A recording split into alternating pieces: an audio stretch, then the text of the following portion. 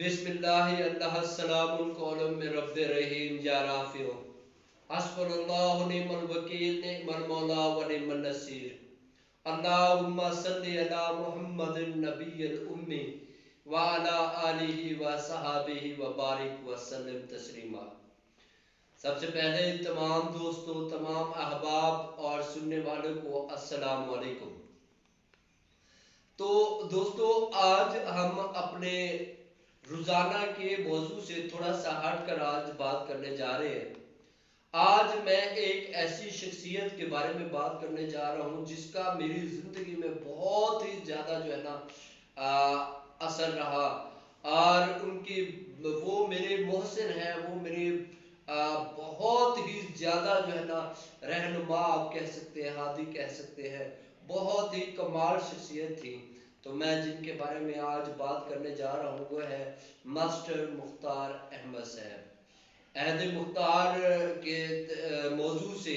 عنوان سے یہ آج ہم بات کرنے جا رہے ہیں۔ تو ماسٹر مختار صاحب کا تعلق رانا پٹی سے ہے۔ رانا پٹی میں وہ رہتے تھے، تو ان کا زندگی کا کافی عرصہ تعلیم و تربیت کے اس میں شعبے میں رہا۔ وہ ایک استاد تھے اور ان سے بہت سے لوگوں نے استفادہ حاصل کیا اور سیکھا۔ اس کے بعد جب ریٹائرمنٹ لی، ریٹائرمنٹ لینے کے بعد وہ انہوں نے اپنا ایک ڈیرا بنا لیا، ایک جگہ بنا لی، اور وہاں پہ انہوں نے درس و تدریس کا سسٹم سٹارٹ کیا رانا پٹی میں۔ ان کی حویلی میں ہم جایا کرتے تھے۔ مجھے یاد ہے، آج بھی اچھے طریقے سے یاد ہے، 2008 میں پہلی مرتبہ میں ایک اپنے محسن محمد اسلم بٹ کے ساتھ ان کے پاس حاضر ہوا۔ تو اس وقت دوستو میں بہت زیادہ کتابیں وغیرہ پڑھتا تھا، احادیث پڑھتا تھا، مختلف اور مذہبی کتابیں پڑھتا تھا۔ تو وہاں پہ جا کے جو بھی مسئلہ پیش آتا، جس بارے میں بھی مجھے کوئی بھی تنگی ہوتی، تو ان سے جا کے میں اس کے پوچھتا تھا، تو وہ بڑے بہترین مدلل انداز میں جواب دیتے تھے۔ تو بہت زیادہ علمی شخصیت تھی۔ اللہ تبارک و تعالیٰ ان پر اپنی خاص مہربانیاں کرے اور ان پر اپنے خاص رحم کرے اور ان کو جنت میں اعلیٰ مقام عطا کرے۔ چند دن پہلے، 2-4 دن پہلے کی بات ہے، وہ اس دنیا فانی سے پردہ فرما چکے ہیں۔ تو ان کے متعلق میں کچھ چاہ رہا تھا کہ آج ہم انہیں خراج تحسین پیش کریں۔ تو دوستو، جوانی کا دور جو ہوتا ہے، یہ ایک ایسا دور ہوتا ہے جس میں انسان کے پاس ہر ایک کام کرنے کے لیے، برائی کی طرف جائے تو وہ عروج پر برائی کر سکتا ہے، اچھائی کی طرف جائے تو عروج پر اچھائی کر سکتا ہے۔ تو وہ مختار احمد صاحب ایک ایسی شخصیت تھی کہ جن کی ہمارا تعلق، جن کے ساتھ 2008 میں جڑا، اور اس وقت ہم جوانی میں تھے، اور ہمارا ان کے ساتھ تعلق بننے سے یہ ہے کہ انہوں نے ہمیں انسانیت کا درس دیا اور انسانی قدریں بتائیں کہ کس طرح سے لوگوں سے پیش آنا ہے، کس طرح سے یہ معاملات چلنے ہیں۔ اور ان کا سب سے اہم جو کام ہے وہ یہ ہے کہ کیوں میں آج ان کے بارے میں بات کر رہا ہوں، اس کی وجہ یہ ہے کہ یہ جو آج میں پریکٹیکل اپلیکیشن آف قرآن کے متعلق بات کر رہا ہوں، اور جس کا کنسپٹ سب سے پہلے انہیں نے دیا۔ وہ کہتے ہوتے تھے پنجابی میں، او بھائی قرآن قرآن یہ کتاب نہیں، یہ ورتارہ ہے، یہ عمل ہے۔ قرآن پڑھنے کے لیے نہیں، قرآن کرنے کے لیے ہے، قرآن ورتنے کے لیے ہے، قرآن پر عمل کرو، قرآن کو کس طرح سے وہ کرنا ہے۔ تو وہ بہت ہی زیادہ مہارت رکھتے تھے، ماشاءاللہ، اللہ پاک ان پر اپنی مہربانیاں کرے۔ تو انہوں نے بہت مہارت سے بہت سی آیات، بہت سی چیزوں کا بڑے بہترین انداز سے تشریح کی، اور ہمیں بتایا کہ کس طرح سے اس کا ہماری زندگی کے اوپر اثر ہوتا ہے۔ تو انہوں نے سب سے پہلے یہ کنسپٹ مجھے دیا تھا۔ تو ان سے یہ کنسپٹ لے کر میں آج اس کے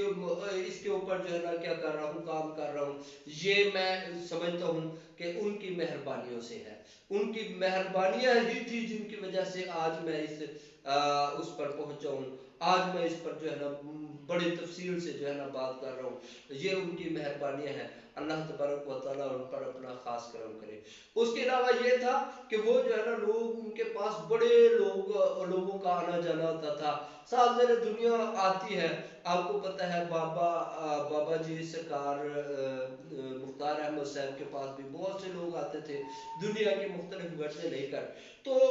فقیر جو ہے اس کا کام یہ ہوتا ہے کہ ایک انسان کو دنیا کے مسائل سے نکال کر اس اللہ کے ساتھ جوڑ دینا، یہ اس کا کام تھا. اور یہ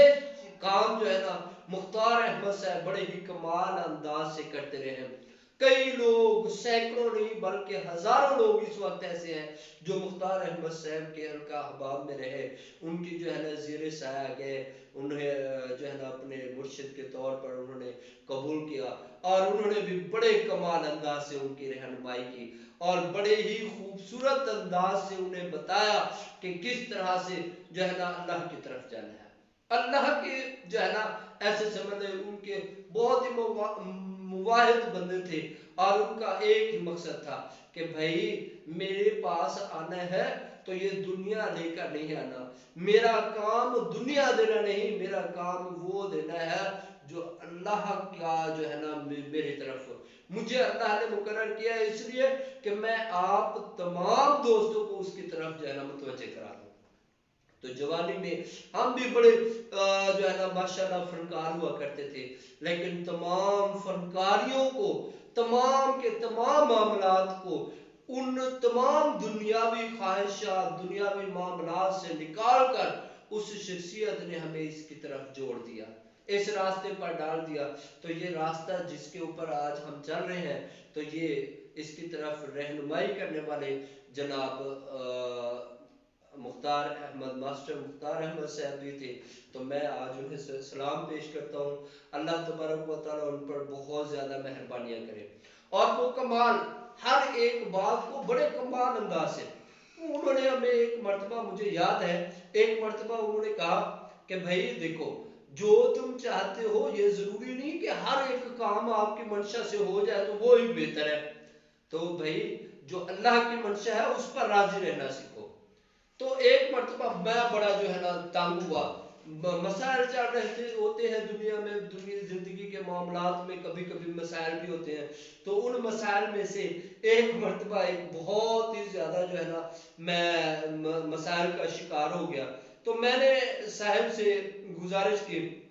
بابا جی ہن تسی دسو، چلو اللہ دے ال جدو جانا ہوگا تے او تو تواڈے کول آئیے تے دنیا دے واسطے کدے کول جائیے. اے دا مطلب ہے دنیا جڑی اے دے واسطے کسی اور دے کول جائیے تے کسی اور کام واسطے تواڈے کول آئیے. تو بابا جی سرکار بڑے مسکرائے اور مجھے کہتے ہیں کہ پتر ہر ایک کام ہن تیری مرضی دے نال ہوئے یہ ضروری تے نہیں، تینوں نہیں پتا پتر یہ نقصان کی ہو سکتا. میں کیا بابا جی نقصان ہوتا ہے یا نہیں ہوتا مینوں نہیں پتا، تسی اج مینوں نا اے میرا فلاں جڑا کام ہے نا ہونا چاہیے. لا جی ایسے ہوا کہ میں ایک کمیٹی ڈالی ہوئی تھی، تو میں سوچ رہا تھا کہ یہ کمیٹی نکل ہے. تو بابا جی نے مجھے سبق دے دیا، کہتے ہیں یہ پتر یہ سبق ہے پڑھو. میں پڑھتا رہا، اتنی زیادہ میں مگن ہو گیا، اتنی زیادہ مگن ہو گیا کہ میں اسے ہر وقت اٹھتے بیٹھتے چلتے پھرتے میں پڑھتا رہا. ایک وقت ایسا آیا کہ ایک دن، جس دن کمیٹی نکلنی تھی، آج فرض کیا کمیٹی نکلنی تھی، تو دوپہر کے وقت میں ڈیوٹی سے آ رہا تھا، بائک پہ تھا. تو میں جو ہے نا بڑا مگن ہو کے بائک پہ بھی، حالانکہ ان کی انہوں نے ہمیں کہا تھا کہ جب ڈرائیونگ کرو تو سبق نہیں پڑھنا، لیکن افسوس کہ جب بندہ کسی غرض میں ہوتا ہے نا، کسی اس میں پڑا ہوتا ہے، تو اسے کوئی خبر نہیں ہوتی کہ کیا صحیح ہے یا کیا غلط. میں جو ہے نا اسی کے اوپر بھی، بائک کے اوپر بھی پڑے جا رہا ہوں مگن ہو کے، اور اللہ سے دعا کیا جا رہا ہوں میرا مالک یہ کام نہ ہوا تو میں فنا ہو جاؤں گا، یہ ہو جاؤں گا، وہ ہو جاؤں گا. اچانک میں بائک پہ آ رہا ہوں تو ایک نا بڑی بہترین سی جو ہے نا فلم میرے سامنے چلنے لگ گئی خیالات کے اندر. میں نے دیکھا کہ کمیٹی میری نکل آئی.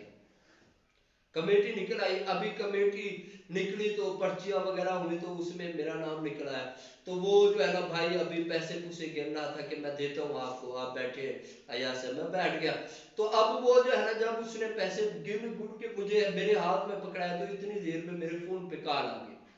السلام علیکم، وعلیکم السلام، جی ایسے ہے کہ آپ کے والد صاحب کے جو ہے نا ہارٹ اٹیک ہوا ہے، تو وہ جو ہے نا کارڈیالوجی میں ہے، لہٰذا آپ جلدی پہنچے۔ میں وہی پیسے ویسے ہی میری جیب میں دوڑ کے ادھر پہنچ گیا، جب ادھر پہنچا تو پتہ چلا جی والد صاحب اللہ کو پیارے ہو گئے، میں جو ہے نا وہاں پہ بڑا پریشان، پھر میں نے ایمبولینس وغیرہ کروائی، میں نے ابو کے وہ ڈیڈ باڈی لی اور یہاں سے اپنے ابائی کو راجن پور چلا گیا، جب میں راجن پور گیا وہاں پہ ان کی جو ہے نا تدفین وغیرہ کی، جیسے جو ہے نا کل شریف وغیرہ یہ وہ جیسے ہوتے ہیں رسمیں، جو بھی معاملات تھے وہ سارے کیے، تو جب کر کے بیٹھا تو وہ جو اب کمیٹی والے ساری پیمنٹ تھی وہ کچھ نہ کچھ کیا موسٹلی لگ چکی تھی، اب باقی تھوڑے سے رہ گئے، تو جب یہ سارے معاملات ختم ہوئے تو اتنی دیر میں ایک دن میرے پاس میرے پھپھو آ گئے، مجھے کہتے ہیں بیٹا ایسے ہے کہ میرے بچے کی طبیعت خراب ہے، وہ فلاں ہو گیا فلاں ہو گیا، تو پتر تیرے کو پیسے نہیں دے، وہ پیسے مینو دے دے، میرا نہیں تو بچہ مر جانا، میں بڑا مجبور، اب صاحب ذرا ایک بندہ کی زندگی سے زیادہ تو نہیں ہوتا، میں نے وہ سارے پیسے انہیں پکڑا دیا، اب پیسے دے دیے، صرف کرایہ رکھ لیا کہ واپس بھی جانا لاہور، تو میں اب یہ سارا کچھ کر کے جب بیٹھا تو اچانک اس وقت اب میں بائک پہ تھا نا، یہ ساری فلم کس کے اوپر چلی، بائک کے اوپر، تو آگے ایک بائک والا آ گیا، موٹر سائیکل والا آ گیا، اس نے کراس کیا تو میں نے یکدم بریک ماری تو مجھے ہوش آیا، اوئے یہ کیا، میں بائک چلا رہا ہوں، تو اسی وقت میں نے بائک سائڈ پہ کی اور وہاں پہ پارک میں جو ہے نا سجدہ کیا، اللہ کی طرح معافی مانگی، میرا مولا تیری مہربانی، میرا مولا ایہو جے پیسے دی مینوں نہیں ضرورت جہدے نال جو ہے نا اتنے بڑے نقصانات ہوں، تو دیکھیں وہ سارے کے سارے معاملات وہیں کے وہی رہ جانے تھے، کمیٹی تو نکل آنی تھی، کمیٹی نکل آنی تھی، لیکن وہ سارے کے سارے معاملات جن کی وجہ سے میں سمجھتا تھا کہ اب یہ معاملات نہ ہوا، یہ نہ معاملہ ہوا تو میرے ساتھ یہ ہو جائے گا وہ ہو جائے گا، وہ سارے کے سارے وہیں رہنے تھے اور وہ سارے خرچ ہو جانے تھے، تو اس لیے دوستو کہ اب یہاں سے مجھے پتا چلا کہ واقعی بابا جی ٹھیک کہتے ہیں کہ پتر جو تم سوچ رہے ہو وہی ہو یہ ضروری نہیں ہے، ہوگا وہی جو اس کی منشا ہے، تو میں نے معافی مانگی، اللہ سے معافی طلب کی کہ میرا مالک جب تیرا دل کرے، جب تو چاہے میرے لیے یہ بہتر ہے اس وقت یہ نکال دینا، تو یوں جو ہے نا ایک بہترین انداز سے مجھے ایک ایسے معاملے میں اللہ تبارک و تعالیٰ نے، تو یہ سب دیکھیں یہ ایک کامل شخصیت کی وجہ سے ہی ممکن ہوتا ہے، تو وہ ایک باعمل شخصیت تھی، اور ان کی کتابیں تو کوئی نہیں ہے، انہوں نے کوئی کتاب میرے علم میں نہیں ہے کہ انہوں نے کوئی کتاب لکھی ہے ورکوں والی، لیکن ایک بڑی اہم بات یہ ہے کہ انہوں نے شخصیتیں لکھی ہیں، انہوں نے شخصیتیں لکھی ہیں، آج ان کے پیچھے بہت ہی نامور بہت ہی بہترین لوگ موجود ہیں، جیسے ماسٹر ریاض احمد صاحب ہیں، اسی طرح سے ایک ہمارے بھائی ہیں عابد صاحب، اسی طرح سے عثمان اسلم بٹ صاحب، اسلم بٹ صاحب، اسی طرح سے محمد تنویر صاحب، خالد صاحب، میں کہتا ہوں ہر ایک شخص جس کو بھی پکڑ لے وہ ایک پوری کتاب ہے، ایک پورا کا پورا علم کا جو ہے نا کیا ہے سمندر پھر رہا ہے، جس کے اندر انہوں نے اپنی ہر ایک معاملے کو بھر دیا ہے، تو اس طرح سے انہوں نے جیتی جاگتی کتابیں، جیتی جاگتی شخصیات اور ایسے سمجھے بہترین قسم کے عملی جو ہے نا نمونے چھوڑ کے گئے ہیں، تو اللہ تبارک و تعالیٰ ان پر اپنی کنورہ رحمتی کرے، تو آپ تمام دوستوں سے بھی درخواست ہے کہ ان کے لیے خصوصی دعا فرمائیں، ان کے لیے جو ہے نا ضرور فاتحہ پڑھیں اور ان کی طرف جو ہے نا منسوخ کریں، بڑی مہربانی۔